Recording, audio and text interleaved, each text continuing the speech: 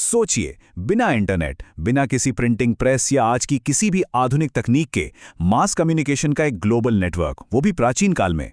आज हम एक ऐसे विषय पर बात करने वाले हैं जो इतिहास के पन्नों में दर्ज सबसे आश्चर्यजनक कारनामों में से एक है। हम बात कर रहे हैं सम्राट अशोक के शिलालेखों की। जरा इमेजिन कीजिए, उस दौर में एक पूरे विशाल साम्राज्य को एक साथ जोड़ने और अपने महत्वपूर्ण संदेशों को कोने कोने तक पहुंचाने का क्या ही लाजवाब तरीका इजाद किया गया था। प्राचीन दुनिया का ये वैश्विक नेटवर्क सदियों पहले तैयार किया गया संवाद का एक ऐसा अद्भुत मॉडल है जो आज भी अचंभित कर देता है। अब एक बहुत ही खास नंबर पर गौर करते हैं, 33। सम्राट अशोक द्वारा जारी किए गए ऐसे कुल 33 अभिलेख खोजे गए हैं। और देखिए, ये कोई कागज पर लिखे गए आम संदेश तो थे नहीं जिन्हें आसानी से मिटाया जा सके। इन्हें विशाल स्तंभों, बहुत ही कठोर चट्टानों और गहरी गुफाओं की दीवारों पर बड़ी मेहनत से उकेरा गया था।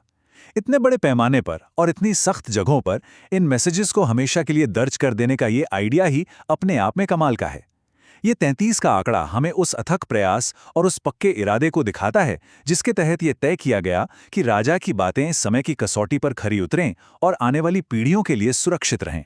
तो चलिए अब उस सटीक टाइमलाइन पर नजर डालते हैं जब ये सब हो रहा था। 269 ईसा पूर्व में सम्राट अशोक का शासन शुरू होता है।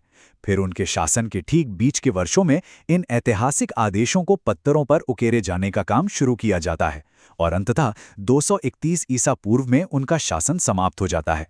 ये टाइमलाइन हमें एक बहुत बड़ा पर्सपेक्टिव देती है। हम आज से हजारों साल पहले की बात कर रहे हैं, जब दुनिया के कई हिस्सों में लोग सभ्यताओं का कक्करा ही सीख रहे थे। तब यहाँ संचार का इतना सॉलिड और परमानेंट ढांचा खड़ा हो चुका था। सच में यह इतिहास का एक ऐसा दौर था जिसने हमेशा के लिए एक अमिट छाप छोड़ दी। और इस पूरे नेटवर्क का स्केल तो देखिए। अगर हम आज के नक्शे पर इन शिलालेखों को ढूंढने निकलें तो हमें कहां-कहां जाना पड़ेगा? बांग्लादेश, भारत, अफगानिस्तान, पाकिस्तान और नेपाल। आज भले ही ये अलग अलग आज़ाद देश हैं जिनकी अपनी अलग सीमाएं हैं, लेकिन प्राचीन काल में इन सभी जगहों पर सम्राट अशोक के शिलालेख स्थापित किए गए थे। ये लिस्ट हमें इस बात का एहसास कराती है कि साम्राज्य का विस्तार कितना विशाल था। बिना किसी मॉडर्न ट्रांसपोर्ट के इतने दूर दराज के इलाकों तक अपनी आवाज़ पहुंचाना अपने आप में एक बहुत बड़ा अचीवमेंट था। लेकिन यहाँ एक बहुत बड़ा ट्विस्ट है। ये शिलालेख केवल सरकारी ऑर्डर या पॉलिटिकल नोटिस नहीं थे। दरअसल पत्थरों पर उकेरा गया ये विशाल नेटवर्क बौद्ध धर्म के अस्तित्व का सबसे पुराना ऐतिहासिक प्रमाण है। आज दुनिया बौद्ध धर्म की शुरुआत, उसके दर्शन और उसके ऐतिहासिक फैलाव को अगर प्रामाणिक रूप से समझ पाती है तो उसका एक बहुत बड़ा क्रेडिट इन्हीं शिलालेखों को जाता है। ये साफ तौर पर दिखाता है कि कैसे एक शक्तिशाली साम्राज्य ने अपनी ताकत और संसाधनों का इस्तेमाल सिर्फ राजकाज चलाने के लिए नहीं, बल्कि एक महत्वपूर्ण दर्शन को सहेजने के लिए भी किया। खैर, कहानी यहीं खत्म नहीं होती। ये जानकर शायद आप और भी हैरान होंगे कि अशोक के ये संदेश और बौद्ध धर्म को फैलाने का उनका ये प्रयास सिर्फ भारतीय उपमहाद्वीप की सीमाओं तक ही सीमित नहीं था।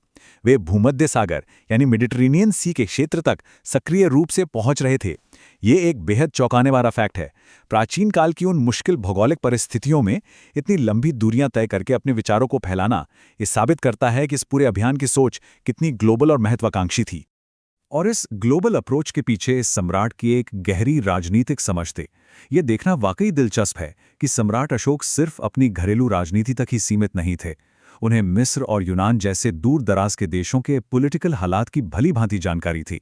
उस जमाने में जब एक जगह से दूसरी जगह खबर पहुंचने में महीनों या साल लग जाते थे, तब मिस्र और यूनान की राजनीति से वाकिफ होना उनके असाधारण ग्लोबल विजन को दर्शाता है। उनका यही नजरिया शायद वो कारण था जिसने उन्हें अपने संदेशों को दुनिया के उस छोर तक पहुंचाने के लिए प्रेरित किया।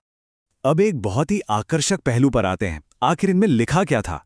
अक्सर हम मान लेते हैं कि धार्मिक अभिलेखों में कड़े नियम या बारीक धार्मिक व्याख्याएं ही होंगी, लेकिन इन शिलालेखों में एक बड़ा दिलचस्प कॉन्ट्रास्ट देखने को मिलता है।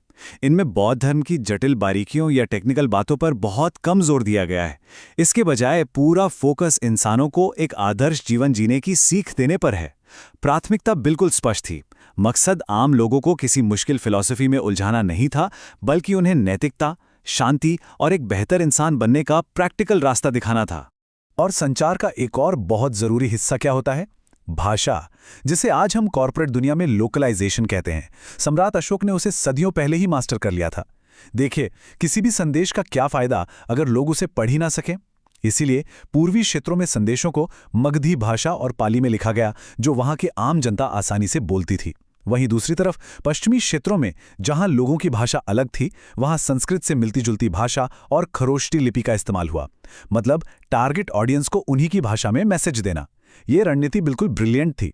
इन्हीं बातों को और पुख्ता करने वाले कुछ कमाल के अपवाद भी मौजूद हैं। ये अपवाद वाले शिलालेख इस बात का सॉलिड प्रूफ हैं कि यह साम्राज्य कितना डाइवर्स और बहुलवादी था। एक शिलालेख ऐसा मिला है जो पूरी तरह से यूनानी यानी ग्रीक भाषा में लिखा गया है, जबकि एक अन्य शिलालेख में यूनानी और अरामाइक दोनों भाषाओं में एक साथ आदेश दर्ज हैं। ये कोई इत्तेफाक बिल्कुल नहीं है। ये साफ दिखाता है कि साम्राज्य के भीतर विदेशी मूल के लोग या अलग भाषा बोलने वाली माइनॉरिटीज भी रहती थी, और प्रशासन का पूरा ध्यान था कि वे भी इन संदेशों को अपनी मातृभाषा में एकदम क्लियर समझ सकें। चलिए अब इस बात पर गौर करते हैं कि इन संदेशों को भेजने वाले ने खुद को कैसे पेश किया। प्रियदर्शी, जिसे प्राकृत भाषा में पियदस्सी कहा गया है, ये वो प्रमुख उपाधि है जिसका उपयोग सम्राट ने शिलालेखों में खुद को संबोधित करने के लिए किया है। इसका सीधा सा अर्थ होता है वो इंसान जो दूसरों को दया, प्रेम और करुणा की नज़रों से देखता हो। ये बहुत ही महत्वपूर्ण है, क्योंकि एक डरावने या कठोर विजेता की इमेज बनाने के बजाय उन्होंने जानबूझकर एक केयरिंग, रहमदिल और हितैषी गाइड की छवि को अपनाया। इसके साथ ही एक और बहुत ही पावरफुल उपाधि का प्रयोग देखने को मिलता है, देवानाम प्रिय, यानी देवों को प्रिय। प्राकृत भाषा में इसे देवानाम प्रिय के रूप में उकेरा गया। इस टाइटल के जरिए सम्राट ने बड़ी ही स्मार्टनेस से अपनी सत्ता को एक देवीय स्वीकृति दे दी। तो जब आप इन दोनों उपाधियों प्रियदर्शी और देवानाम प्रिय को एक साथ देखते हैं तो समझ आता है कि पावर को करुणा और ईश्वरीय कृपा के एक अनोखे मिश्रण के रूप में पेश किया जा रहा था। जनता के सामने एक ऐसे लीडर का स्वरूप था जो देवताओं का तो प्रिय था ही, साथ ही अपनी प्रजा का भी पूरा ख्याल रखता था। तो इन सारे फैक्ट्स और पत्थरों पर उकेरे गए इस लाजवाब नेटवर्क को समझने के बाद हमारे सामने एक बहुत ही गहरा सवाल आता है, क्या हमारी प्राचीन दुनिया आपस में उससे कहीं अधिक जुड़ी हुई थी जितना हम आज के इतिहास में आमतौर पर मान लेते हैं? भूमध्य सागर तक जाती कूटनीति, एक ही वक्त में कई लिपियों और भाषाओं का सटीक इस्तेमाल और हजारों किलोमीटर तक फैले पत्थर पर लिखे ये मैसेजेस, ये सब हमें ये सोचने पर मजबूर जरूर करता है कि ग्लोबलाइजेशन और कल्चरल कनेक्शन सिर्फ आज के युग का ट्रेंड नहीं है। इन शिलालेखों ने सिर्फ एक विशाल साम्राज्य को ही नहीं बल्कि प्राचीन दुनिया के लोगों को आपस में जोड़ा था। इस विस्तृत विश्लेषण के माध्यम से इस अद्भुत ऐतिहासिक नेटवर्क को समझने के लिए आप सभी का बहुत बहुत शुक्रिया। उम्मीद है इन बातों ने आपको बीते हुए कल को एक नए और दिलचस्प नजरिए से देखने के लिए प्रेरित जरूर किया होगा।